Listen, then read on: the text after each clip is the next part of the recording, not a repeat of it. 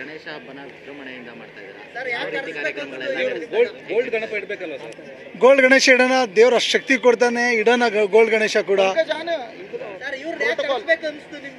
Sir ಇವರು ನಮಗೆ ಒಂಥರ ಪ್ರೇರಣೆ ಮುಂಚೆಯಿಂದನೂ.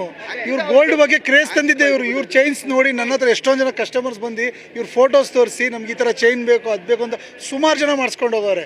ಅದು ನಮ್ಮ ದೂರದಲ್ಲಿ ಇರೋ ಒಂದು ರಿಲೇಷನ್ನಿಂದ ಇವ್ರು ನಮ್ಮ ಪರಿಚಯ. ಹೀಗೆ ಬೆಂಗಳೂರಿಗೆ ಬಂದಿದ್ರು, ಅಣ್ಣ ಬರ್ತೀರಪ್ಪ ಅಂದೆ. ಒಂದು ಮಾತು ಹಿಂದೆ ಮುಂದೆ ಮಾಡಲಿಲ್ಲ, ಭಯ್ಯ ನೀನು ಕರಿತೀಯ ಬರ್ತೀನಿ ನಾನು, ಬಂದಿದ್ದೀರ ಅವ್ರ ಪ್ರೀತಿ ತೋರಿಸಿದ್ದೀನಿ.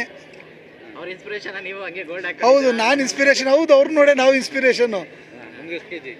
ನಮ್ದು ಏನಿಲ್ಲ, 1 kg ಇರ್ಬೋದು ಎಲ್ಲ ಸೇರಿ. ಸರ್ ಗಣೇಶ ಕುಣಿಸಿದ್ವಿ, ಅದಕ್ಕೆ ನಾವು ಮೊನ್ನೆ ಕಾಮಿಡಿ ನೈಟ್ಸಿಂದ ಕಟ್ಸಿದ್ವಿ.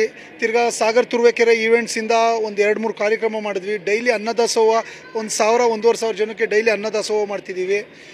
ಇನ್ನು ನಾಳೆನೂ ಒಂದು ಪ್ರೋಗ್ರಾಮ್ಸ್ ಇದ್ದಾವೆ, ಬನ್ನಿ ಎಲ್ಲರೂ. 4ನೇ ವರ್ಷ ಸರ್, ವಿಜೃಂಭಣೆಯಿಂದ 4ನೇ ವರ್ಷ.